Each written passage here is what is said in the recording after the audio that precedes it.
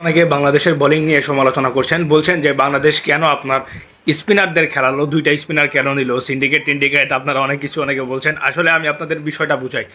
সিরিজটা যখন আপনার 2 থেকে 3 দিনের মধ্যে করাবে তখন আপনারা স্পিনারের কার্যকরটা বুঝতে পারবেন। হয়তোবা তাইজুল, মেহেদী হাসান, মিরাজ দুইজনের থেকে যে কোনো একজন জ্বলে উঠবে। কারণ আপনার যে পিচে খেলা হচ্ছে ডারওয়েনের এই পিচটা আপনার স্পিনাররা অনেক সহায়তা পায়, এটা আমরা আগে থেকে প্রমাণ পেয়েছি। এটা পরীক্ষিত যে আপনার স্পিনাররা উইকেট নিবেই।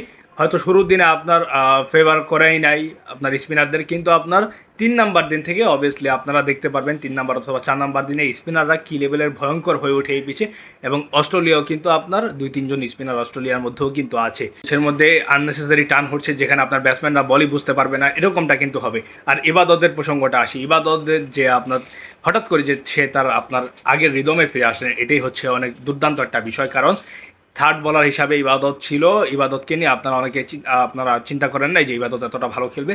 কিন্তু আপনারা যদি অস্ট্রেলিয়ার সিরিজ, বাংলাদেশ অস্ট্রেলিয়ার ম্যাচের সিরিজ নিয়ে যদি আপনার বিশ্লেষণটা দেখেন, সেখানে আমি বলেছিলাম যে ইবাদত আপনার, সে যদি তার ফর্মে ফিরতে পারে তাহলে বাংলাদেশের আপনার বেস্ট বলার হয়ে উঠতে পারে অস্ট্রেলিয়ার সিরিজে ইবাদত। ইবাদত কিন্তু তার নিজের কাজটা সে করেছে, সে তার ছুটিটা বাতিল করে সে আবার ন্যাশনাল টিমে এসেছে। আপনার নাহিদ রানার ইনজুরির কারণে কিন্তু ইবাদত আবার টিমের মধ্যে ব্যাক করেছে, একমাত্র নাহিদ রানার ইনজুরির কারণে।